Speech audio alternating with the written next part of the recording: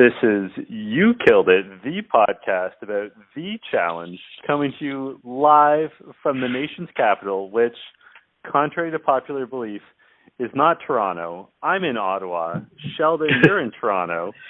I'm in Toronto. Tonight? I'm good. It's funny because, as you mentioned, people often mistake in what the capital of Canada is, but that's just because Toronto is the center of the universe.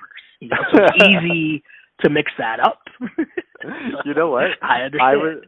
I was going to make that joke, and then you went ahead and did it because that's the Toronto brand, that we're arrogant and refer to ourselves as the center of the universe. As in the wise words of Jesus and Merrill, the brand is strong, right? The brand is strong. So longtime listeners may notice that we don't have our usual bumper music.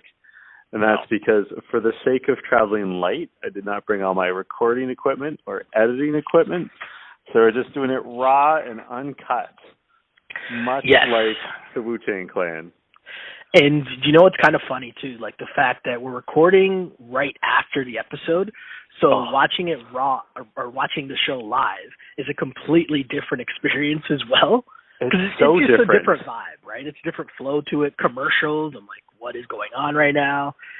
And it's just completely different. You are so right. It is so weird sitting through commercials. Yeah. Because, I would just, sit and think. I'd be done taking my notes. I'm like, okay, cool. I'm just going to sit here for 2 minutes and think about what's going to happen next. It's and I also way know more that suspenseful. I also know I can't be the only one that will pick up the remote and hit fast forward 3 times and then realize that the screen's not moving, and it's like, oh, I'm not watching my PVR right now. I'm watching live TV. Did that maybe twice during this episode. As you mentioned, this is a travel edition of the You Killed It podcast. If you notice, we sound a little different. It's because we're just recording our phone call, That's right, because I am a reporter. I have the technology to record phone calls. It's pretty easy if you have the right apps. So technology and stuff. Yeah, so we're using a little cheat code to get by. Before we even get into tonight's episode, Sheldon. Yes. I have a listener question for you. I should say, we got a lot of questions from last week's episode of the challenge. Because there's a lot that went down, man. And then, honestly, before we start in on tonight's episode, I do want to touch back on a couple things from last week as well, for sure. But go on.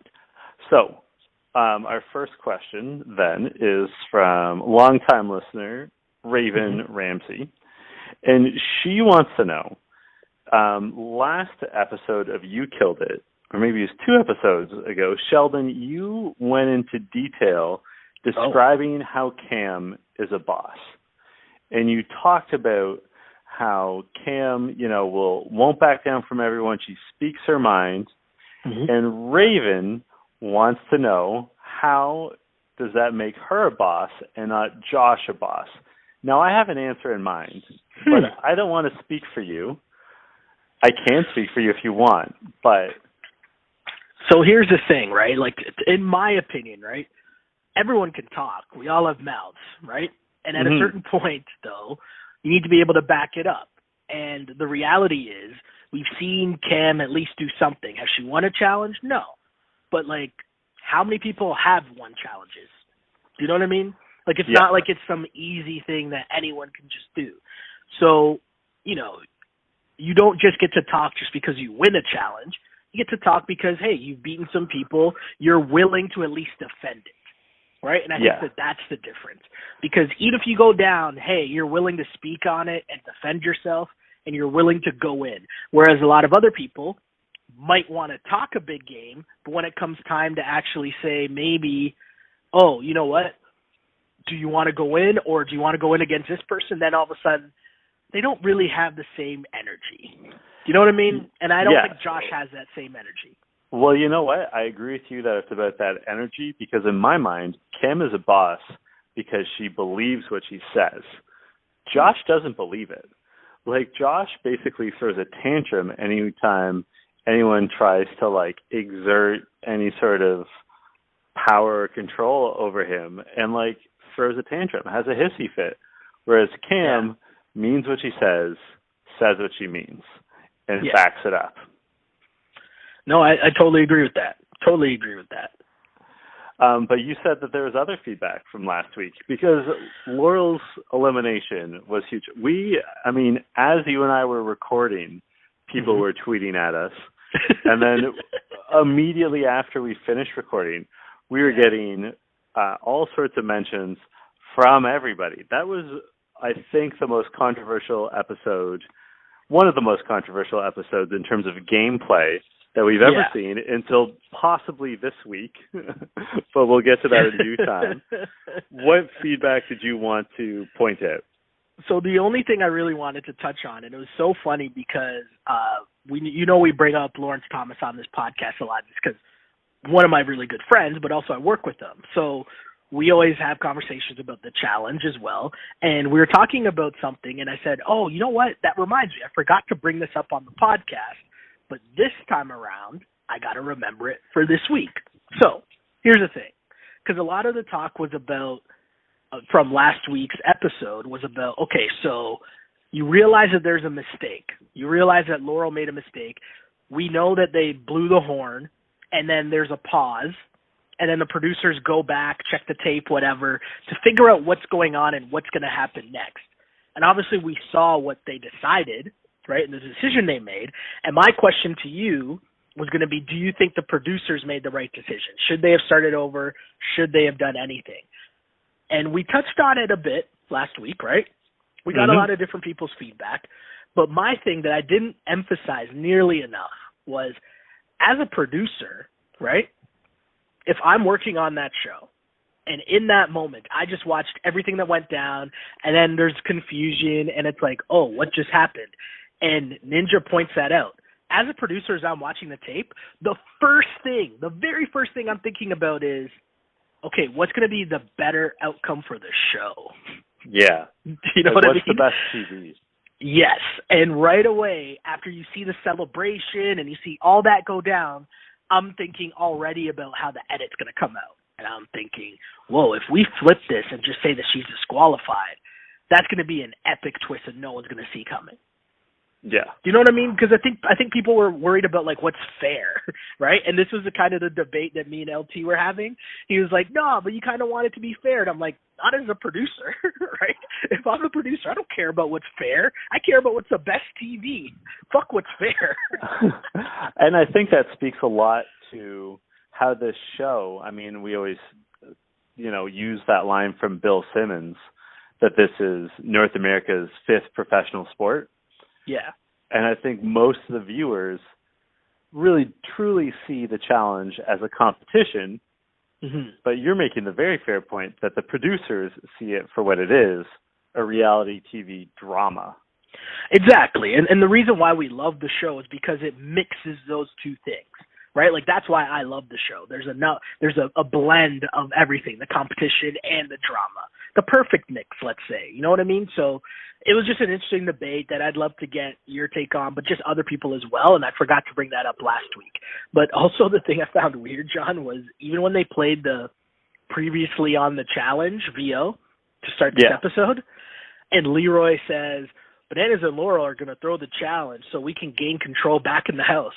Like, right away, I'm just like, I still don't get how that makes sense. I don't understand it at all. And, like, part of it is Leroy's phrasing. Yeah. Gain control back from who? But also, and, like, if you win, you gain control. And it's such a confusing. So weird. It was such an overly elaborate plan that was totally unnecessary. Yeah, but also I guess it definitely snowballed into this episode, kind of proving that who knows what control is in the house anymore, and what that means, and who's in control, and I don't know. I also have to point out that in my mind, the more perhaps intelligent strategy would be to go to Kyle or go to CT and say, get yourself nominated, or get the weakest of the British men nominated. We'll put you in, you beat them, and then you flip to the United States, and suddenly you have another vote. Yeah, that's a tough one, though, because, like, again, nobody wants to actually volunteer to go in, really, right? No. It's a tough one. But my point is there's more than one way to skin the cat, and if you want to regain control, I mean, it's debatable if they were ever out of control, but there's, you know what I mean? Like, there's more than one way to go about this, or also there's the very obvious and granted safer play of just nominate a Brit. Yeah, right? yeah. Like, play the game as it's designed. Yeah. Also, pretty too, I mean, as we learned in this episode, there's also many different ways to screw over your own team, apparently. Many ways. Let's start with that. This episode opens up with Jordan explaining how the American team is divided. He, Tori, Johnny, Leroy, and Nani are one side of the house, one side of the Americans. Then obviously on the other side, it is Cara and Polly and Cam and who am I missing? Josh and Zach are in the middle. Yes, Smashley and Ninja. Zach and Ninja, and then Zach and Josh are sort of floaters. Yes. And Jordan also says, as a team, we have to figure out how to get together. Like, we have to, all the Americans have to get back on the same page. And at the same time, in his confessional, Leroy says, man, Johnny Bananas has to clean his act up. Like, he is putting a massive target on his back the way he's going about his business right now. And Leroy made the very fair point that both Laurel and Wes were messy, too. And I have to say, I know I said this, I think, 2 episodes of You Killed It ago. I really think Leroy is, evolving. Like, he seems to be more keenly aware of the politics than he's ever been before. Because he is totally right when he said that. And he was totally right about Wes and Laurel, too. Like, his understanding of, who's backing who and what the correct moves are, I think is spot on, totally accurate. Yeah, well, for all of the people who are clearly playing the game with their emotions, it's so apparent that there are also people with very level heads, also trying to play the game. It's just, I guess they're outnumbered at this point. Like, is that, I feel like that might be the thing that's going down. Because it just seems so weird. Like, what Leroy's saying makes so much sense.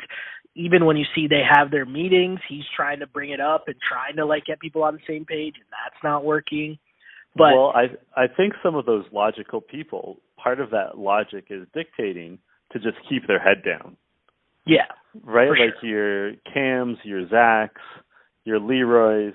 Yeah. They're just keeping their heads down and letting everyone take each other out, which totally. is smart and logical. Totally. And you think of someone like Johnny, who's obviously taking the complete other angle. And this kind of seems to be the theme, right? Because we dive back into the whole fact of Cara and Johnny's off again, on again, friendship, frenemies. I don't even know what's going on, but I guess the theme that's been going back now a couple seasons of the challenge is just they had their back and forth, but then it seemed that they made up with each other. And then as soon as she got with Pauly, that turned into a bit of a beef with Johnny for whatever reason. And I think there's some truth to this in the sense that Johnny kind of believes that, Pauly wants to be Bananas in terms of just being the face of the franchise type thing, right? You know what I mean? And I know that sounds weird because we're talking about a reality show, but, if you think about the social media stuff, you think about the storyline angles, the things we've heard so far about him and Cara's relationship and him seeking her out to always wanted to date her and stuff, some very weird things that Pauly is clearly challenge clout chasing. I just made that up off the top of my head, but I think it makes sense, right? Triple C, challenge clout chasing. I like it. Right? And so he's just trying to figure out his way to Johnny Bananas is the most famous challenge competitor ever. He's made a career off of being on the challenge. And Cara's done the same. Right? And so I kind of see where that is coming from. But, for Johnny to start off this episode with him out in the open having this very loose conversation about how he's trying to expose what Cara and Paulie's issues are. And that conversation just seems really weird because it's like, why would you have that out in the open? Why are you having that conversation with the other team with like Jenny and Theo of all people? Like, it just seems super random and like, I don't know. What did you make of that, this whole saga, at least from the beginning? I have to say, and we say this every week on You Killed It, I can't believe how much I agree with Cara and Paulie. Okay. Because they're super critical of Johnny and Laurel, although Laurel's gone, for throwing the last team competition. Yes. And let's not forget, Johnny was losing his mind at the last reunion special on Zach for throwing a competition. Ah, good point. I forgot about that. And very good point. And Cara, they have a team meeting. So we should just back up one little step, and that is Zach, Tori, and Josh are having a conversation about like all the politics. Johnny comes and joins them, and in that conversation, Josh again says he'll be the speaker and that he would nominate Zach and Tori to be with him. Paulie comes into the room, and Josh is like, "Yeah, I'm going to be the speaker," and Paulie's like, "No, you're not." Like, forget that. And so they call an American team meeting, and in that team meeting, they're, going back and forth. Things get heated. Paulie says, "Hey, Bananas, if you apologize for throwing the competition, I promise I won't put you in. But you just apologize." And Johnny's like, "I did not throw the competition." He obviously did. Everyone knows he did. They don't have the benefit that we do of seeing the confessionals, but he threw it. Yeah. And Cara, again, as I was saying, I can't believe I'm saying this, makes the very fair point that they always do what Johnny wants. Like, on every season of the challenge, he's always the one calling the tune, unless someone like Wes really takes him aggressively heads on. And Johnny always vilifies Wes or whoever takes him head on. But Cara's right. Like, why is it always Johnny calling the shots? Because Johnny's shot calling always benefits him. And Johnny replies, "Because I am the challenge." Good Which Lord. is one of those things he's playing up for the camera, though, right? Yeah. Like, that he's like he's playing it up for the camera at that point, right? Like, he's not being like, yes, he thinks he's a challenge, but in that moment, he's playing it up to the camera, knowing that, like, he's getting a closing line followed up by his own confessional after he drops that line, right? Yeah. But during this conversation, the thing that I was thinking about is, what do you do if you're Johnny, right? Like, as you mentioned, Paulie says to him, if you admit right now you threw the challenge, whatever, if you apologize for it, I won't throw you in. And we know it's a trap because regardless of what's being said, and it's so funny, we weren't talking about this on the podcast. This was a conversation I was having with one of my friends, and I've said this like twice in like two different conversations involving two complete different things. But it's basically, there's no point in asking someone the question if you don't trust the answer regardless. Yeah. You know what I mean? Like, if you're expecting a lie back, there's no point in asking the question. And that's kind of what's going on here, because Paulie is saying this, but, like, if you're Johnny, there's no point in telling the truth, right? So you got to go down with the lie. And same thing with Paulie. Paulie's asking, but he's not really, like, neither of them are believing what's coming out of the other one's mouth anyways. So it's rendering this whole conversation useless. And I found it so funny. There's so much voiceovers while these guys were talking at each other, with Josh just sitting there in between, so confused. Like, it was the weirdest thing ever, but you understand why it's going down, right? Like, these guys are just having, like, such a bullshitting conversation amongst themselves while, like, Zach's half asleep. Josh is just, like, mad confused. And what do you even do in that instance if you're Bananas? I mean, you're right. You got to die with the lie, no? Yeah, you have to lie. The only thing I can say for Paulie is that it would be worth it to get Johnny to say, like, no, I did not throw the competition, if you're like 1,000% confident that there is a confessional that will make the edit where he admits that he's going to throw, which there is. Like, that doesn't help Paulie in this season. In the moment. Yeah. But next season or the season after that, it'll help Paulie. You know, like that moment in the long run builds his credibility. But it's also, hold on, it's also one thing that long. Yeah. No, I was going to say, it's also one of those things, you know, there's an old Chris Rock bit where he's talking about relationships and cheating, and he's like, the woman will always know that you're cheating, but she needs a confessional. Yeah. She needs a confession. Sorry, not the confessional. She needs a confession. She'll know that you're cheating, but she just wants you to admit it. And will even say things like, it'll be okay if you just tell me. It's like, no, it won't. Right? And that's the exact situation here. Like, come on, Johnny, just say sorry. It'll be fine if you did. And then as soon as he says, yeah, I did throw the challenge, all of his teammates are going to be like, well, we can't trust you. Yeah. Right? So even though we know that, and they might know that he lied, he can't admit it at this point. He has to have that little that grain of plausible deniability. What's funny is, I mean, Leroy knows that he threw it. Mm-hmm. Most of the people in that room are already convinced that he threw it, right? Like, but you need the confession. Ashley definitely thinks he threw it. Paulie and Cara obviously think he threw it. As I said, Leroy knows he threw it. So that's 4. That's 4 Zach out of can the probably team. guess. Yeah. So that's 5 out of the team of 12. And Johnny Bananas himself, that's 6. Half the people in the room know the truth. Or believe they know the truth. Yeah. But you're right, it is a must-lie situation. Yeah, I mean, it's too funny. So the team competition is called Hooked. And it's pretty straightforward. They have to jump off of a platform while holding a hook. Whoa. Did we skip a part here? Did we skip a part of Paulie making the deal? Oh yes, that's important. I'm sorry. Right, this is a big part. This is a big part here. So while their argument finally ends, in which Paulie agrees, he makes a deal that if they make him the speaker, he promises that he will not put in someone from his own team.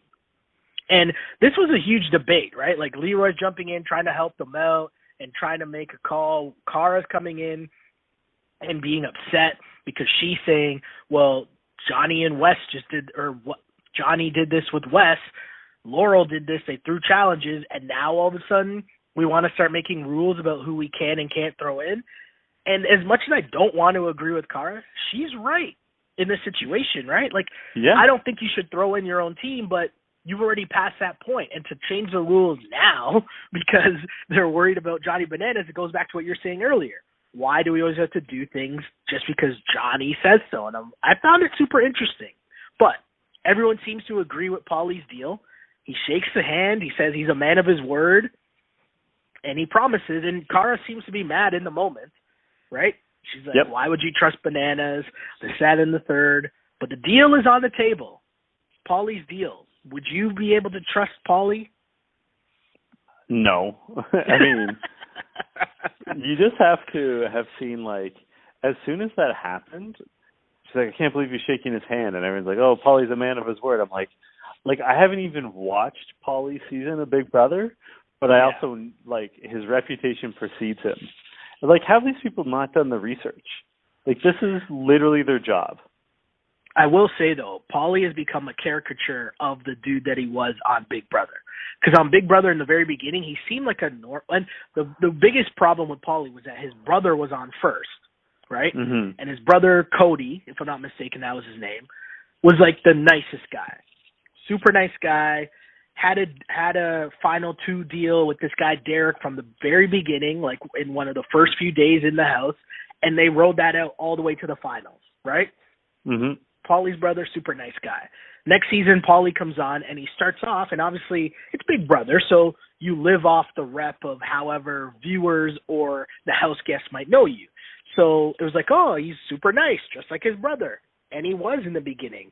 And then he got a little bit of power. And it's the same thing that happens in Big Brother all the time.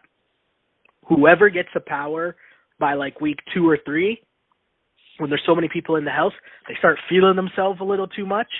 And then, of course, your alliance turns on you. And that's what happened to Paulie. And he went out looking like a jerk. And that jerk that, the seeds that were planted then, they've blossomed now into the arrogant dude that we see now. Sorry, I did get ahead of us. I was going to say, the team competition is called Hooked.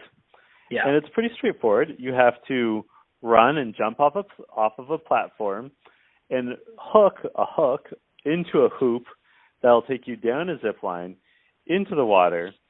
And if you miss, you fall and you have further to swim.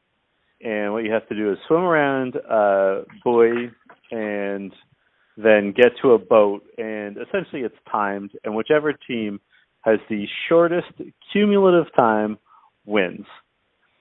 Yeah. Off the top, the first thing I have to point out is, do you know who'd be really good at this competition? Wes. And I will say, Wes has already tweeted that if he were in this competition, he would have won it single-handedly for the Americans. Yeah. There's a lot to suggest that that's the case. Like, this is something that is made for him. As I said to you, Sheldon, before we started recording, I'm in Ottawa on a family trip with my mom and my stepdad, and my mom watched the show while the first hour with me, and she was super into this competition. And it is always so interesting to watch the challenge with someone who does not watch the challenge. Yeah. Because they always bring a little bit of insight into the show. Because, like, you and I were so used to the characters. Like, we're a little too deep into the show. Yeah. And so it's fascinating to watch this. And the first thing my mom said was, I don't even think I want to swim in that water. And she made a very good point.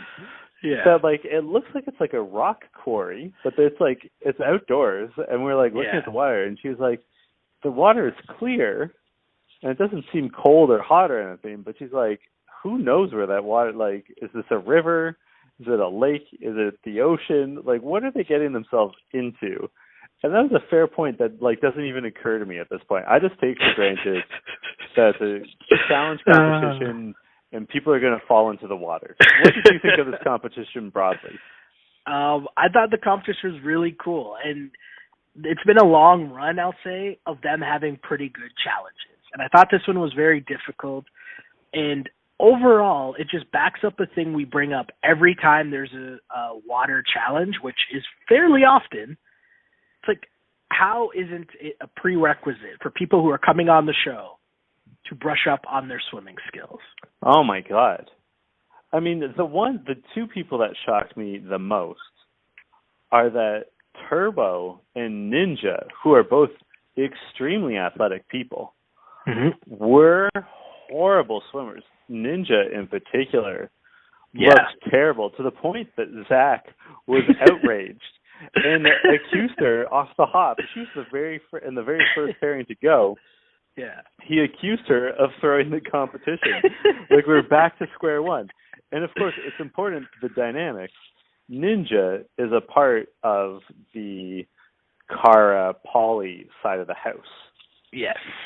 So her throwing it is within the realm of possibility. Yeah, because the thought is maybe it could be payback for what happened the week before. It was just super funny watching Zach, like, kind of lose it. And just watching his like, because she was really bad, but also the way that she was swimming, like, she's doing a backstroke for some reason, and she was describing how she was looking up at a cloud. Yeah, and I don't know why that little cloud. Yeah, I don't know how that makes sense, but she was swimming in the wrong direction, which seems very counterproductive in a timed event. But hey, that's what's going down. And she comes back, and Zach lets her have it, right? Sheldon, I don't know how into meteorology you are, but did you know that clouds move?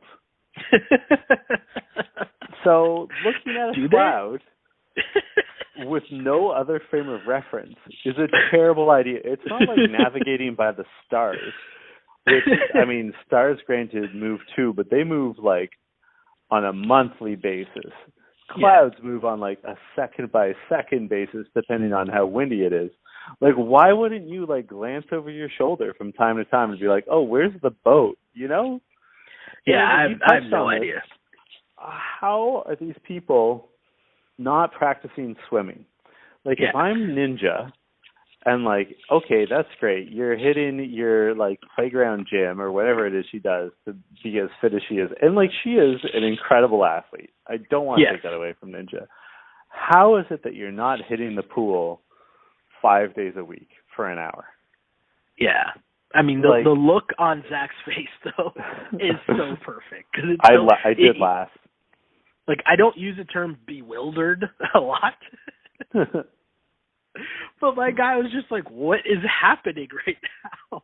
And it's so funny because it's awkward enough to swim with a life jacket on.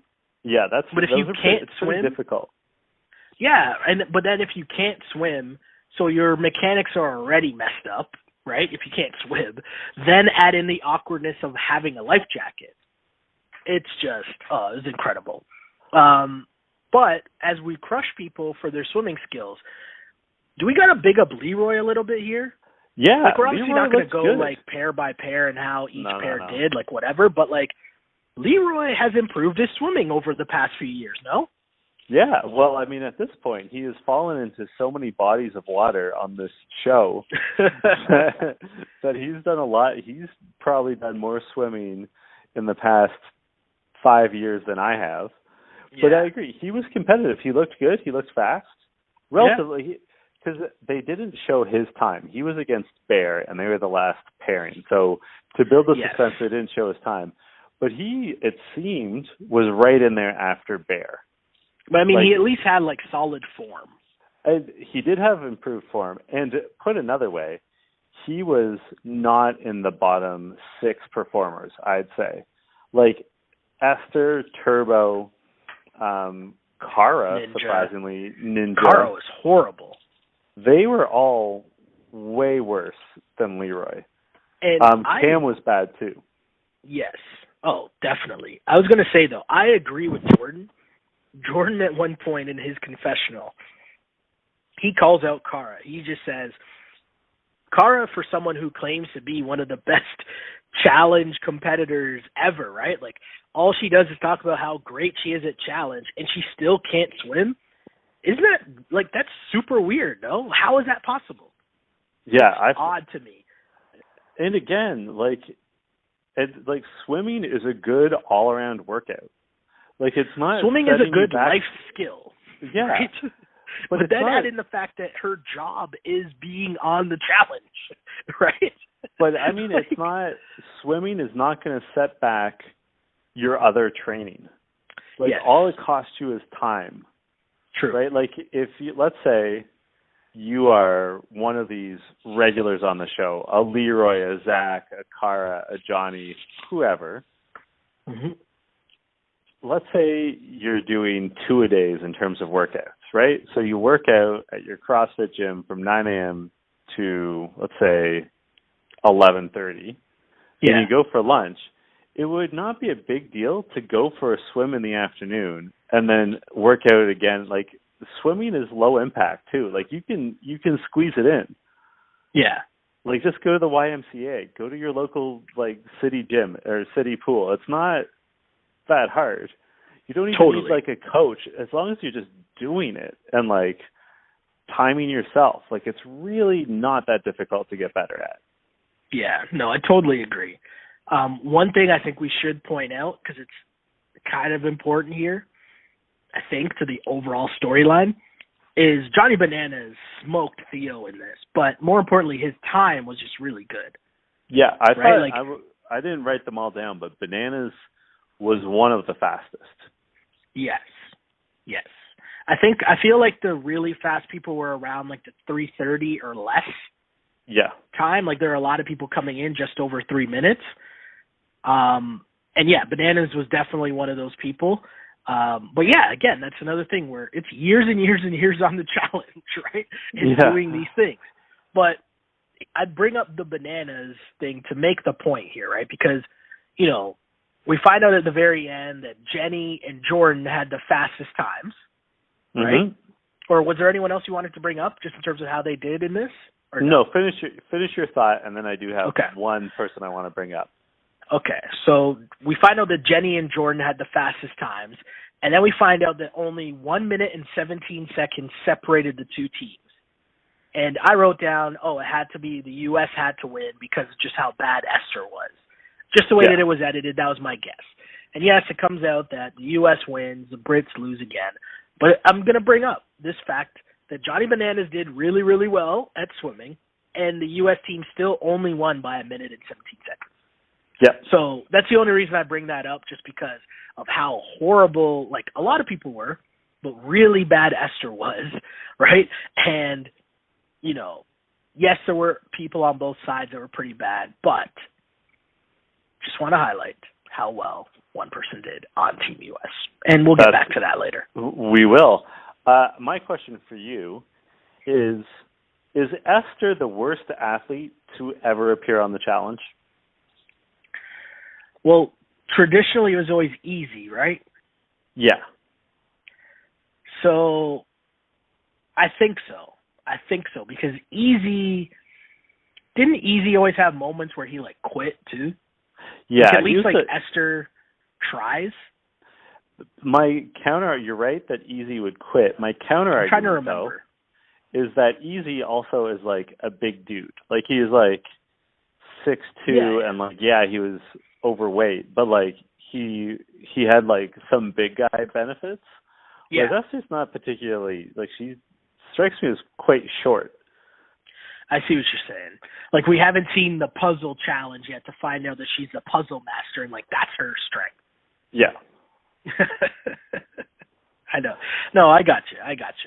Yeah, I mean, it also just makes everything so much funnier when you think about the people who have been eliminated so far. Yes.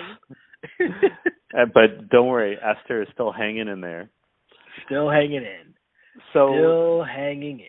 As you said, the Americans won by 1 minute 17. Yep. TJ asks who's going to be the speaker, and Jordan calls out Pauly. In other words, honoring the agreement from earlier. And Pauly picks Cara and Jordan to be his tribunal. He says straight up, it's because Cara, as his girlfriend, is the only person he trusts. Mm-hmm. And he put Jordan in because he respects how fast Jordan was as the fastest swimmer. Yeah. And also, I mean, he didn't explicitly say this, but Jordan being on the other side of the house, it's a nice olive branch. Yes. A solid call. And in confessional, Josh says that, Pauly's his friend, but he just doesn't trust Cara. And Zach says, we just handed a loaded gun to a loose cannon, which is some nice wordplay. Shout out to Zach. I mean, yeah, pretty much. And it's funny that you just mentioned the whole thing about how he says why he picked Cara. And I should have remembered that when the ending was coming up, which we'll get to, obviously. But, like, that part sticks out so much more now that, like, if I'd remembered it at the moment, I would have been like, oh, of course this is what's going to happen. Like, I thought that's what was going to happen. Happened. But we'll get there.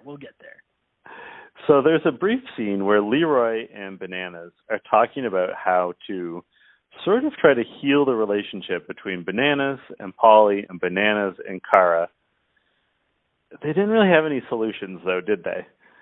Because there really isn't a solution at this point. And I kind of understand. I understand it from both sides.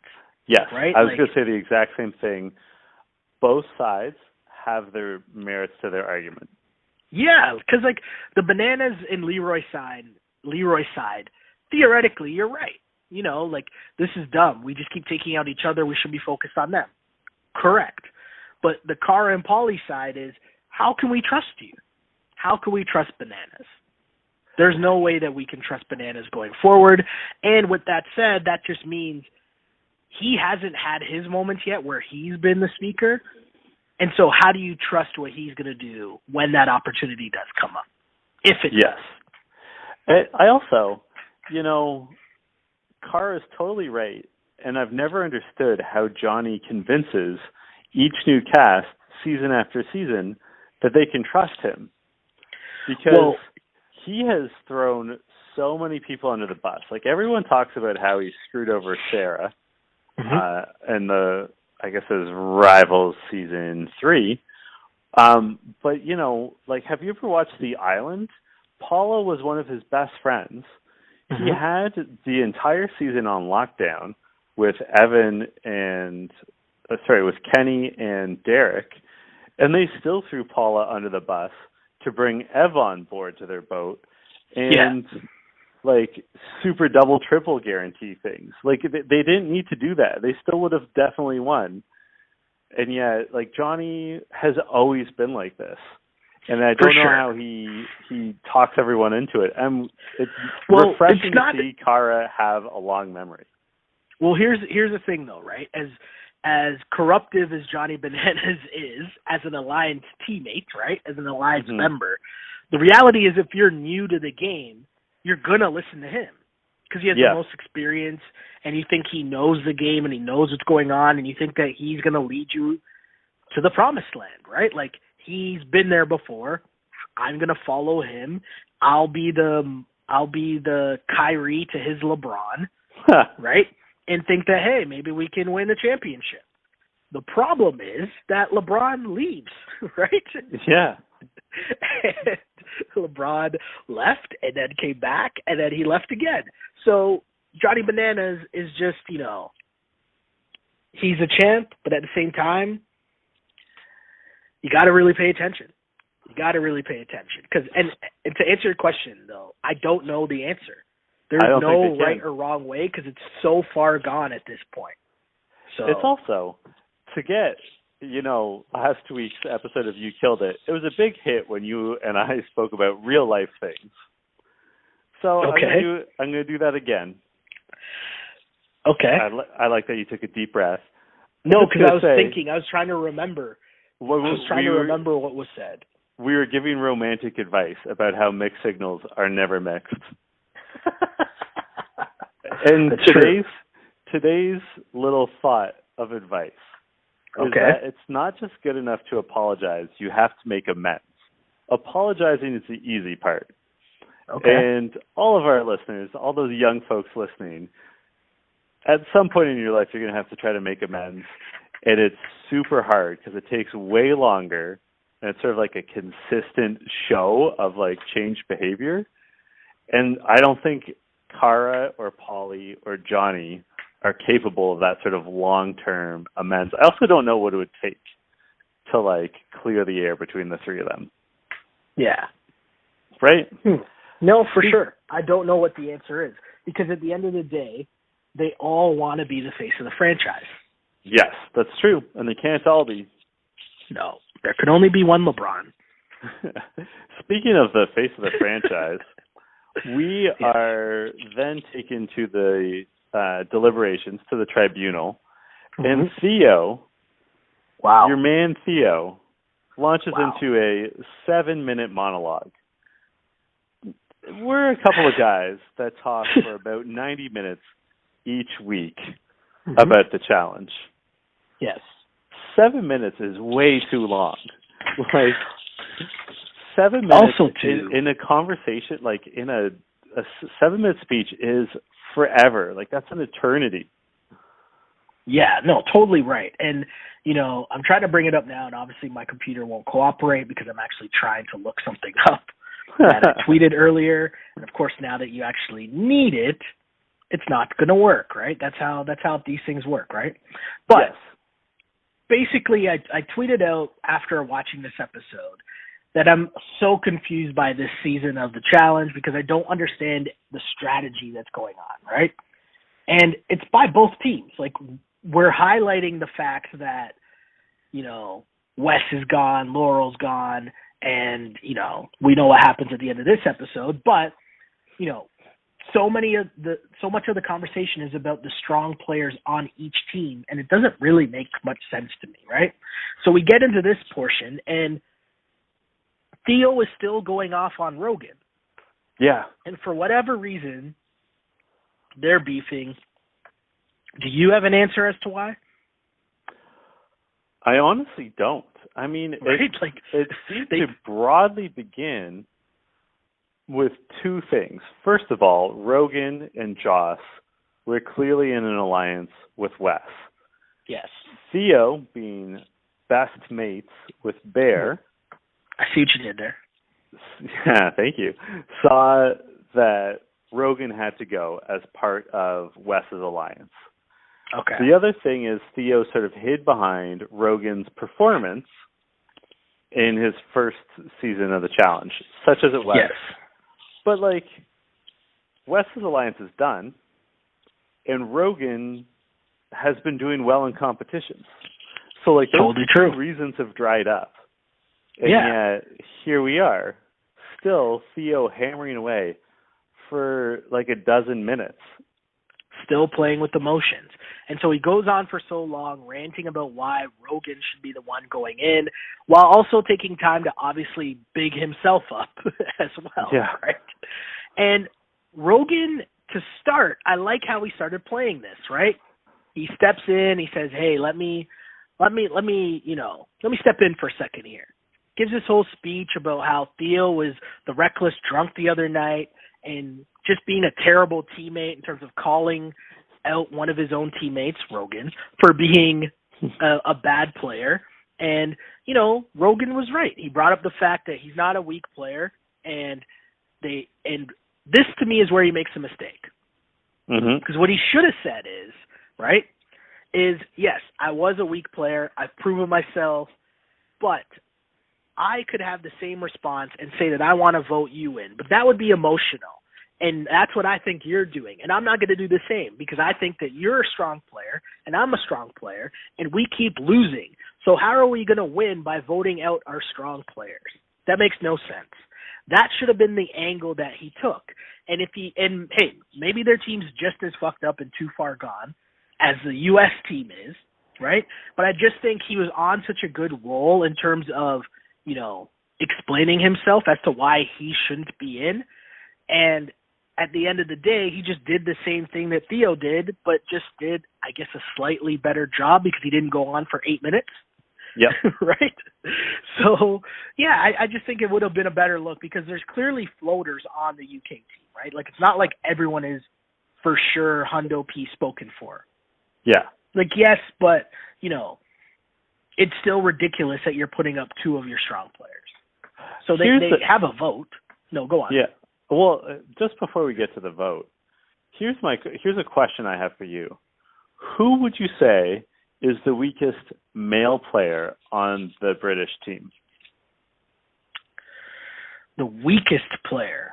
The weakest male, because the weakest female is obviously Esther. But who's the weakest male? If they were being if they could set their bullshit aside and instead just be we have to get rid of the weakest link so that we can actually take it to the Americans, who would that be? It's tough, but so here's the thing, okay?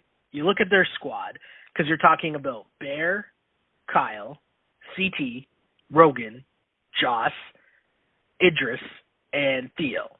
Yeah, right? I kind of think it's Bear. I was going to say the same thing. I think it might be Bear, and the reason why it might be Bear is because Kyle in a banger is going to be really good. CT, same thing.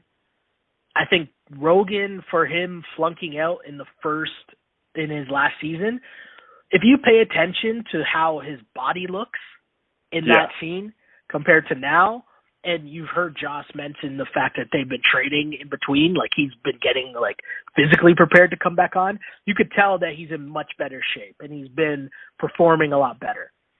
So you have those two, and then Theo, we know that he is, obviously an Olympian, and Idris is a professional boxer? Yes. So I would say you'd have to go with Bear, or you're hoping that you'll go against CT in something that's not headbanger. Yeah, although CT's good at puzzles too. True, but you'll take your chances. Yeah. So what would you think? You think it's Bear? I think it's Bear, but Bear's sneaky good. He's sort of like Smashley, where he's not the most physically imposing, but he's pretty smart. Like if he can get out of his own way, and like I said in an earlier episode this season, there's something to be said for putting Bear's particular set of skills to use. Right? Like you just have to like recognize that he's a Ferrari in a tractor kind of world. You know what I mean? Yeah. No, for sure. Do you find it funny though that their aim shifted from Bear to Theo just because Bear went in already and beat Wes? Yeah. Like, isn't that weird? Like, shouldn't it have just been Bear again? It should have been Bear again for sure, but I also think Bear has settled down. Ah. Right? Like, okay. I think with Laurel gone, he's a little quieter. He can just settle back into the showmance with Georgia or whatever it is that they're doing. But, yeah, I mean, so as we mentioned, it's a tough thing, but the vote goes pretty clearly towards Theo. Theo ends up losing the vote. It's not even close, right? Not even close. The only ones who did not vote for Theo, I believe, were Bear and Georgia. Yeah. And Idris voted for Theo, which really upset Theo because Theo thought that Idris would have his back. And Idris is like, I'm not going to stick my neck out. I agree with Idris. Idris is new. He's already gone in. He proved himself. Now it's time to just shut up and play your position and see how long you can ride this out for. What do you think of Theo? Because they obviously asked Theo who he wants to go against. And if you were Theo, who would you want to go against? I mean, if I were him, I'd want Rogan. Yeah. I mean, if you keep talking all that noise that Rogan's not up for the challenge, well, then prove it. And then, like, everyone else you want on your team, right? Yep. Because, like, what you and I just discussed, like, we decided that Bear's probably the weakest player, but Theo's buds with Bear, so he's not going to call in Bear. So, but he asks for CT, Idris, because he's heated about that vote like mere seconds before, or maybe Rogan. And his complaint about CT was that he just goes with the crowd. Well, that's how you play the game, right? Like, but Theo doesn't know that, right? No, he doesn't know that. In the immortal words of Blade, some motherfuckers always trying to be skating uphill. And you don't want to do that. Wow. Well played. Yeah. Well Wesley played. Snipes just got quoted on our podcast. Oh, well played. You know what? No, I was going to say something. It was going to be my line of the episode. I'm going to save it for later. It's okay. It's okay. That's cool. So we get a very interesting conversation after this. Yes. Right? And it's Paulie, Jordan, and Tori. Oh, no, sorry. Cara. What am I talking about? I'm skipping. I was skipping ahead, and I skipped way too far. Yep. Paulie, Jordan, and Cara, who are obviously the tribunal, if that's even what it's still called in this season. But they are discussing who they should put in against Theo. Well, at least two of them are discussing this. As Jordan points out, while him and Paulie are having a conversation about who to throw in, Cara doesn't say anything at all, which to Jordan, he takes as a sign as, oh, she's just obviously going to pick Bananas. Yeah. Like, she didn't even pretend. She didn't even try to pretend. And at this point, I'll be honest, I thought, oh, well, they're definitely throwing in Bananas. Like, Paulie is just going to do whatever Cara says. Yeah. That's what I thought. That's what I thought, too. I give Paulie credit because he did a very good acting job, which we'll get to. We'll get to. Because there appears to be a bit of a beef as they go back to the house. Kyle is upset because he's like, we're so dumb. We picked our best player and put our best player in, which, you know, I'd pay money to watch a conversation between Kyle and Leroy just because they're both so frustrated, just like, what is going on in this game? What are we doing? It makes no sense. And Bear just starts trying to stick up for Theo, which leads to them arguing with CT. And CT just does the CT Papa Bear thing where it's like almost condescending, which enrages the angry person even more. But CT is just like, dude, you brought this on yourself. Like, your mouth, like, you're a great player, but your mouth gets you into so much trouble. And at that point, who's going to argue with that? Who's going to argue with that point? CT's totally right. And, like, lest we forget, CT, historically, is the king of running his mouth. Yeah. Like, no one knows it better, right? Yeah. Like, so CT can speak with authority about, like, letting cooler heads prevail. Like, listen to your elders. I can't believe I just said that. Oh, I'm such a seller. But CT's right. CT's 100% right. And, like, CT's like, hey, like, Theo, I've got no beef with you. Just that you talk so much. Yeah. You talk so much shit. And you're always focusing on Rogan. Of course it's going to blow up in your face. Right? And the like, best part was, at one point, Theo did try to say, like, what? I don't brag about anything. I don't say stuff about myself. And he's like, really? Really, bro? It was pretty good. We get a club scene, or I'm going to start calling this a restaurant scene. Yeah, to call it a club scene is not fair, right? So they go for dinner, right? Rogan gives a lap dance, which, okay, cool. As I said, one of the things that I'll give this show credit for is they violate both men and women equally. Yeah. Yes. So there's a whole scene of Rogan stripping for D, and the one thing I wrote down was D gives him a tip. She puts a dollar bill in his ass crack, which reminded me of, and you got to be of a certain age to remember this from back in the day. So I apologize to our listeners that might be too young to remember this. But back in the day when, people had cable, when everybody had cable, and BET Uncut was a thing. Mm-hmm. Do you remember this? And it was like, it would be there's a well, there's a certain set of music videos that would only get played at like 2 a.m. in the morning. I think it was like 2 a.m. to 4 a.m. or whatever it was. I could have my times wrong.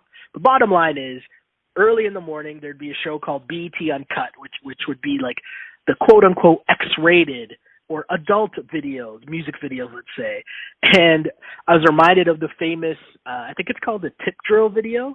I'm trying to remember the song. I think it's Nelly's Tip Drill, where he famously has the credit card and swipes the credit card in the girl's ass, which I don't think you could do in 2019 in a music video, or maybe you could because it's the internet. And so, yeah, I don't think you could do that in 2019 still. I don't know, but that's what that reminded me of. Yeah. Also in the restaurant. Excuse me. I agree. It's just a restaurant. It's maybe a bar. Yeah. You know what it really reminds me of? Up in cottage country, there'll be those bars where they loudly play music on like Thursday, Friday, and Saturday night, but has like lawn furniture indoors. You know what I mean? Yep. Like or there's a section where they try to like move the tables out of the way. Yeah. In case like one of the parties gets, hey, we want to two-step a little. It's clubs by default. So Zach says in confessional, he's not really friends with Ninja. He's not close with her, but just for the good of the team, he's going to apologize to her. Yeah. She more or less accepts his apology. And I have to say, God, do the Americans need more of that. Like, it's true. The American team needs more of their players just to set their shit aside. So, and you could tell that he felt bad because he did kind of feel bad, at least because like she was crying when she came back. So like he knew that it's for the betterment of the team. But yeah, I hear you. And then of course, Cara, I think she was drunk, is telling Josh her plans to vote Johnny Bananas in, and really gets very emotional about how Johnny has always mistreated her, how they have this long history that Josh doesn't understand. She basically goes off by herself to cry it out. Yeah. It was sad to see. Like, we don't know all the stuff that we see the stuff that happens on air, but, they have to deal with each other off air too. For sure. And there definitely could be things that really happen in real life.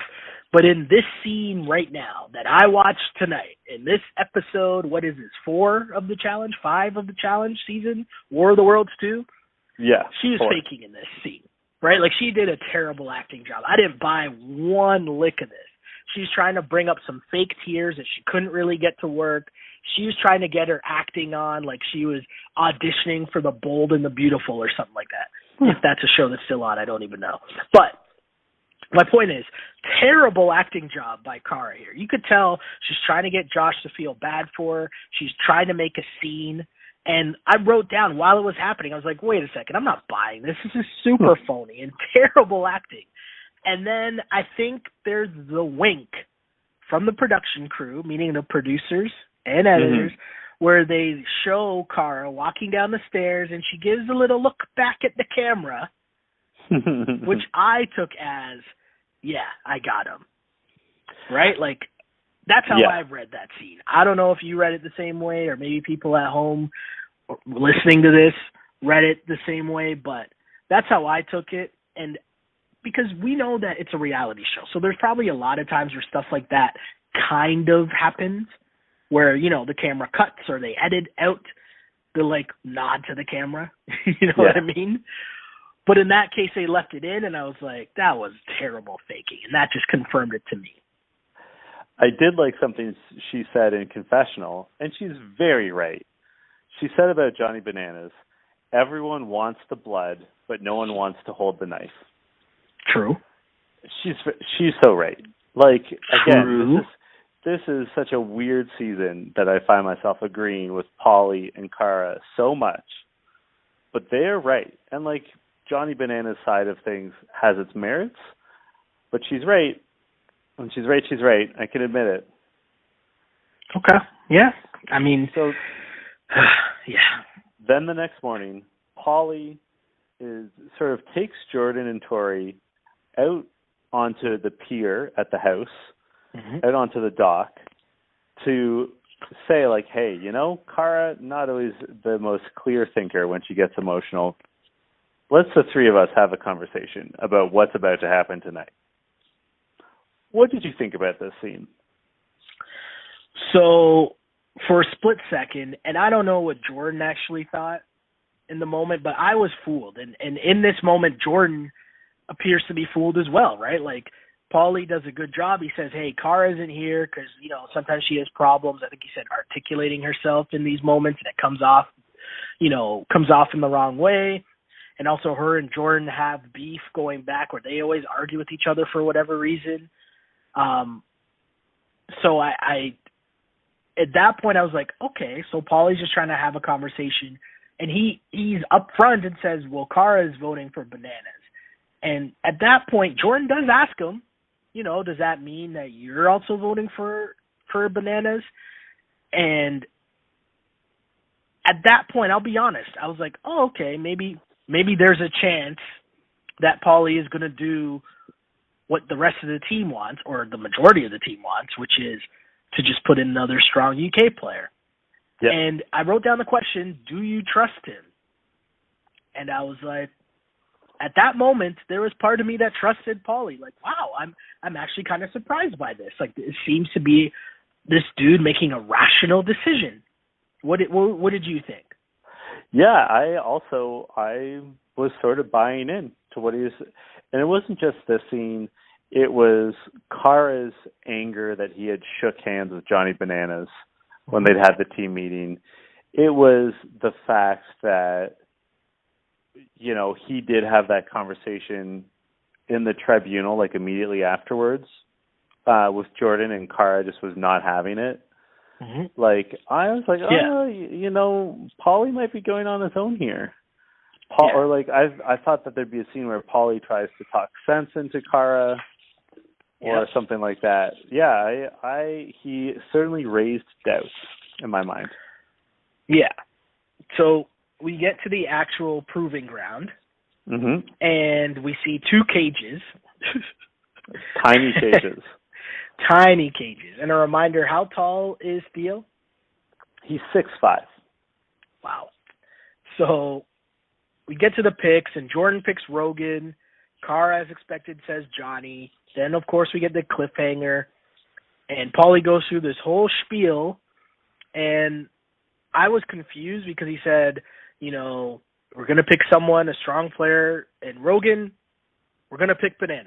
And I was like, yeah.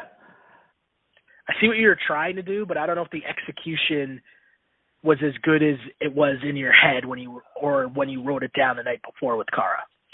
I have to say, it worked on me. Like, he psyched me out. When he I was said just confused. When he said Rogan, I'm like, wow, he actually went with Rogan.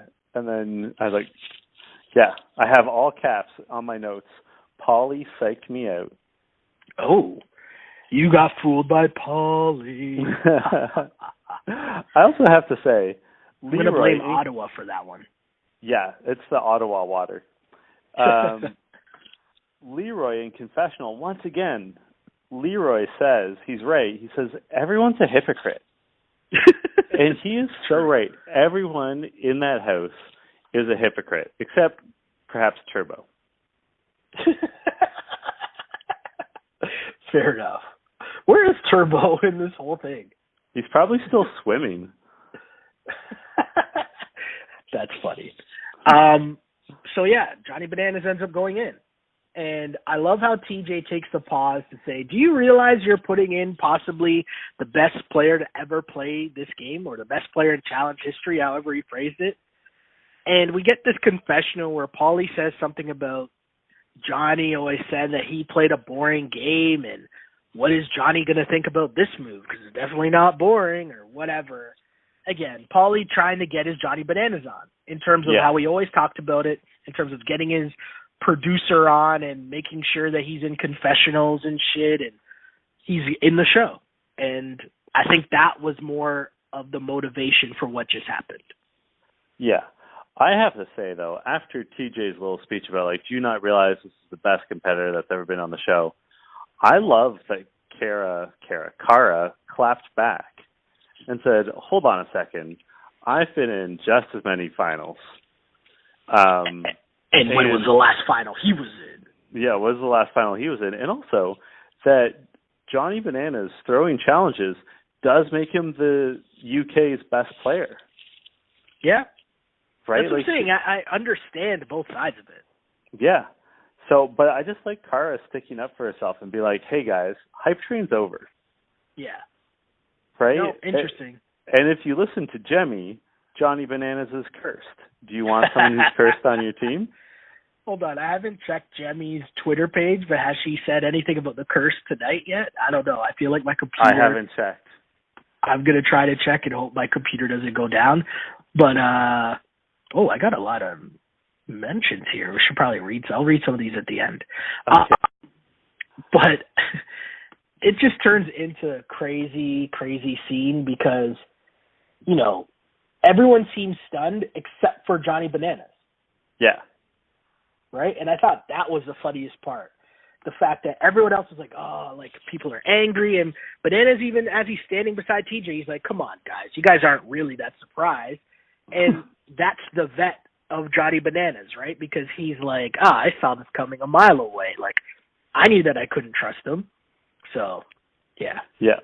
So the competition is they have to get into these cages. And they have, like, these little sacks with balls in them, which they call detonators. And what they have to do is they have to, while inside their cage, flip their cage around from, like, point to point, which they call mines, and they have to place the correct detonator into the mine. So essentially, they have to place a numbered ball into a numbered receptacle. So number one ball into the number one receptacle, and I have to flip it around. And like as a vertically gifted person, I really felt for Theo because he's 6'5" in this tiny little cage that would kill. And just in general, this would be so painful because to flip over the cage, you essentially have to throw yourself at the wall of the cage. Yeah. So like you're constantly landing on your back and banging around this metal cage. This would be exhausting and brutal. Like whoever wins is going to get bruised up for sure and just be like a battered mess. Yep. No, for sure. Theo, despite the size issue, gets out to a really fast start. Bananas catches up and even passes him, gets his detonators in all 7. When what happens, Sheldon? Well, we get an interesting moment where, like, Bananas is out in the lead, and he's doing a really good job. I want to say most people end up being surprised because he, like, came back and, like, ends up passing Theo, right? Mm-hmm. And right as he's about to start rolling his way to the finish line, TJ says, hey, man, you made a mistake. You mixed up number 6 and number 7, which is interesting because at the very beginning, Bananas says, I got to really pay attention to these Roman numerals because some look like the other. It's very easy to mix up. Yep. So now he has to roll back and basically switch them, which makes it so hard because you've got to switch directions multiple times and switch the balls. And meanwhile, Theo is only one station, let's say, behind him. Mm-hmm. So at that point, you kind of knew it was over, right? Yeah. As soon as TJ talks to him, I'm like, oh, Bananas is done. Like, he's not going to be able to recover from this. Not a chance. Not a chance he could have done that. But my question when this did happen was, I thought, wait a second, why is TJ telling him right now? Like, normally in these things, don't you finish and then they go check and then they say whether you're right or wrong? Do you know what I mean? Like, that would have been like last week if Laurel was climbing up and they're like, hey, Laurel, you missed one. Do you know what I mean? Yeah. And then she has to come back down and then fix it. So I found that kind of weird, and I wondered if that was – I'll ask you what your take was, because I thought it could have been one of two things. Is it the Bananas favoritism, or is it we can't really make someone – roll that heavy ass cage all the way to the end and then tell them it's wrong and make them roll that heavy ass cage all the way back?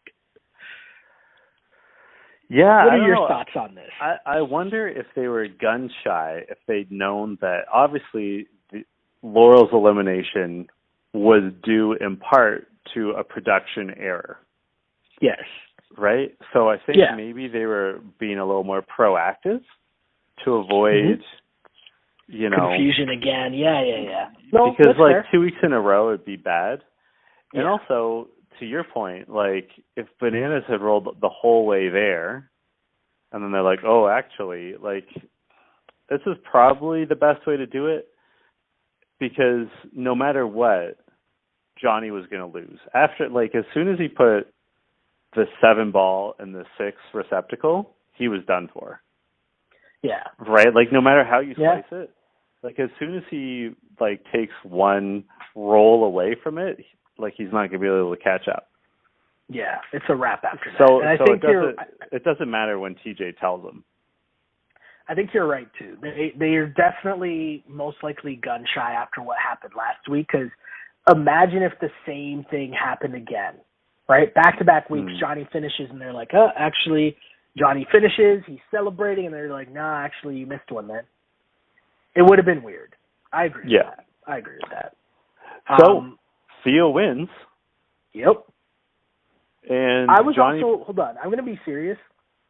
I was surprised Theo didn't make a mistake.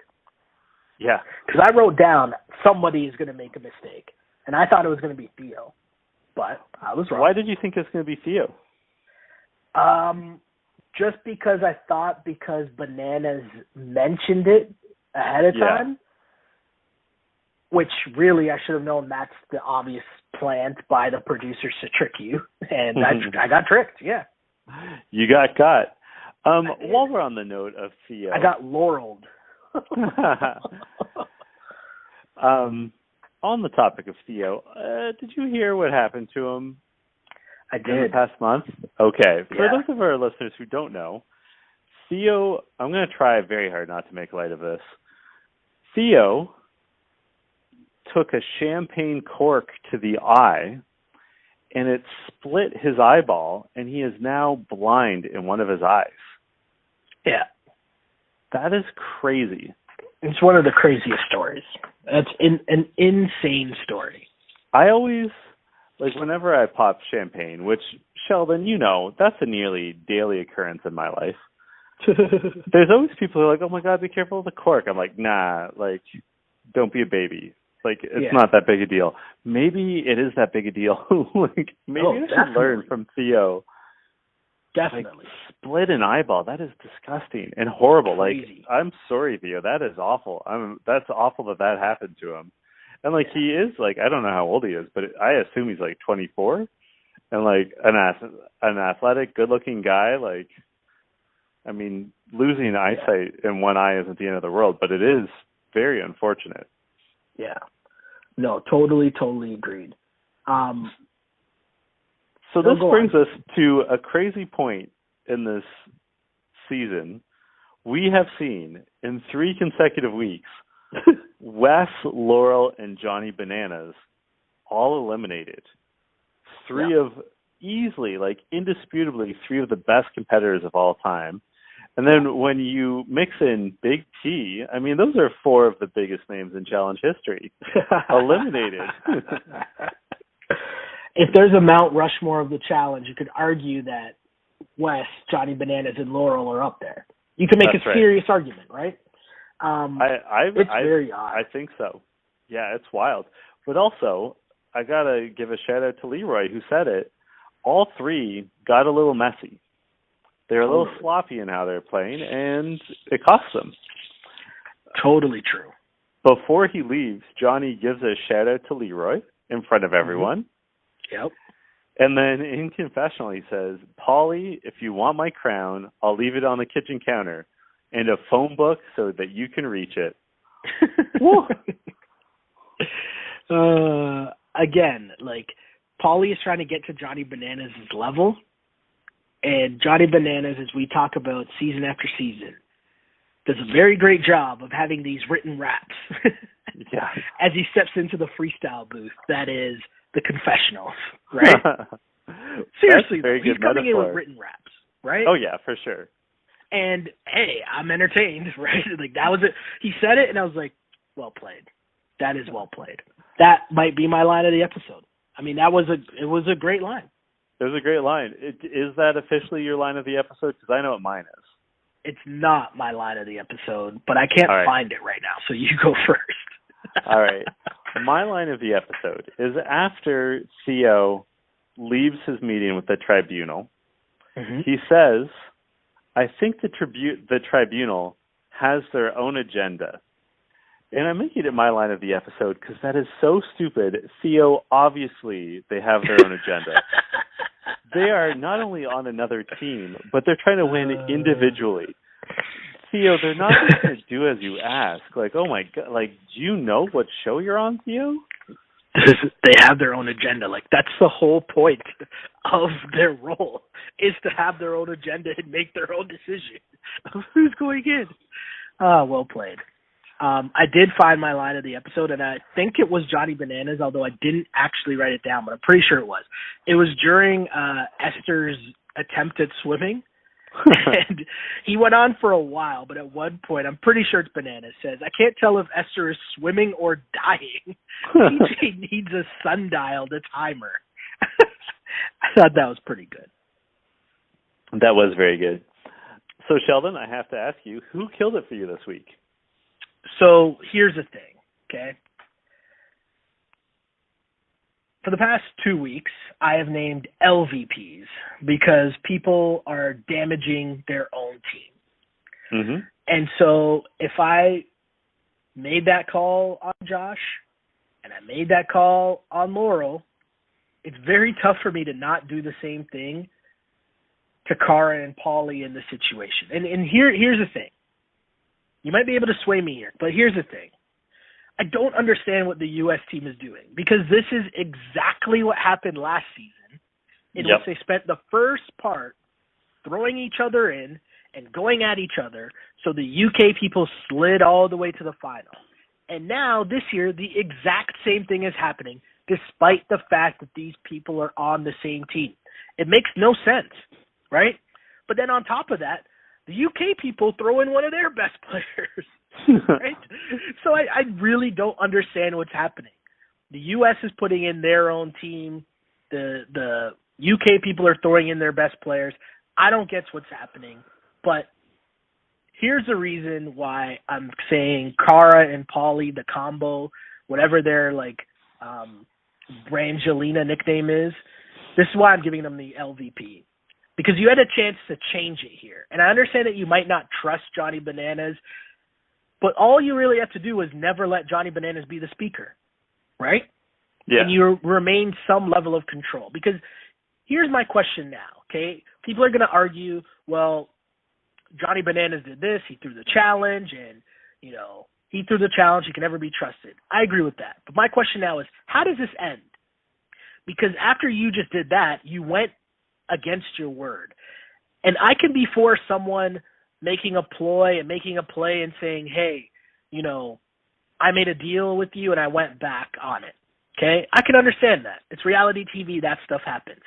But when you go out of your way to make a deal with someone and you go out of your way to shake their hand, look them in the eye and say, hey, I'm a man of my word, and then you go back on your word, that's a clown move. I can't ride with that. I can't rock with that. Again, I understand going back against people, but when you go out of your way to do that, nah, I can't rep that. Sorry, Paulie, LVP. Wow. Well, this is going to be controversial because do you know who killed it this week, Sheldon? Go ahead. Paulie. Mm-hmm. No, because that's fair. You know what? I agree with everything you just said. But at the same time, you're right. This is never going to end. Leroy's right. That beef's never going to end. Paulie said it himself. This isn't going to stop. Right? It's now time, like, either get people or you're going to get got. Yeah. And so, you know, you're totally right. Paulie probably should not have gone to the lengths that he did to, like, shake hands and say, I'm a man of my word and all that. But you also, like, the way the house is going, you can't just sit on the sidelines. True. Because Johnny and his squad were going to come for you. So you just, and also, I think Paulie can count on the fact that the Brits are all, like, sticking knives in each other too. Like, I don't want to say they're not a threat, but they also don't have their act together. It's all chaos. So you might as well just take out Johnny. No, that's because fair. keeping him around is too dangerous. And the people the person who he arguably betrayed the most in that instance is Josh. Mm-hmm. But at the same time, Josh is such an emotional wild card who could be so easily manipulated by Johnny and others that it's like Josh isn't a good ally to maintain anyway. Right? Like, True. It's no. It's a situation where I think with Paulie, it's better to beg forgiveness of Josh once the season's over than it is to ask permission. Well, did you see the next time on? Yes, I did. It looks like Josh and Paulie kind of have it out. But that's okay. Like, you just have to, like, things are so wild in this house. And I want to stress, I agree with you. I don't know what either team is doing. I retweeted you almost within seconds of you tweeting it because I agree. I don't know what either team's doing. But given how chaotic things are, the right move for Paulie is just, like, take Johnny out before he takes you out. My only counter to that, right, is that, well, what happens now? Because no one on your team is going to trust you, right? Yep. Well, he's got Cara. The problem is that whoever gets to be the speaker, like, that's an elected position. So you need numbers to get that position. And so chances are you're not going to get that vote, again, from your team. And Cara isn't either. So, like, next week, who are they going to put in? I'm going to go out on a limb and guess they're going to try to put Cara in, no? But I don't know. It's so weird. And we'll get to this because we referenced it and my computer wouldn't work before. But I want to read a couple comments because people have already started commenting to us about this episode. All right, And let's hear it. we'll get them going, and we'll read them next week as well. But I tweeted out after this episode, I'm honestly so confused by the season of the challenge. I don't understand anyone's strategy at all. How does any of what's happened the past 3 weeks be a good move for the team or the individuals calling the shots? What am I missing here? So Rob writes in, and Rob said, this week I understand once someone has tried to throw a mission, he kind of has to go in. Fair enough. I can't argue with that. I'm obviously in agreement with that. Yes. Holly writes in, and Holly says, it's wild. Paulie was all set up to make a smart move, and then, nope. We got some more comments here. Elaine says, but it's entertaining AF. It is. It is entertaining AF. AF, yes. Another person writes in, ballin' in every way says, most competitors, oh, sorry, that's a wrong comment. That's a comment about Klay Thompson. That's incredible. I don't know if you saw that. We're Raptor. Never mind. I was going to explain it, but, like, it's a Klay Thompson thing about how they would have won the championship if he didn't get hurt. And the comment that someone wrote, because I'm just scrolling through my mentions, and I scrolled past a bunch to one that says, most competitors feel that way, so really nothing wrong with what he said. And I was like, wait a second, that could be a challenge one, but let me click on what he's replying to. Wait, hold on, Sheldon. Sheldon, I have a quick question for you, though. Okay. Who's the reigning NBA champions? The Toronto Raptors. Great, thank you. I just need that confirmed. Go ahead. That's all I got. We'll like read some more comments next week for sure, as people are fired up about the challenge. 3 straight banger episodes. I love how many people watched the challenge tonight, despite the fact I didn't even know this, but Twitter is telling me right now that tonight was the finale of Big Brother, which I stopped watching like 2 months ago and didn't even like attempt to watch it again because it's like, this is so trash. But yeah.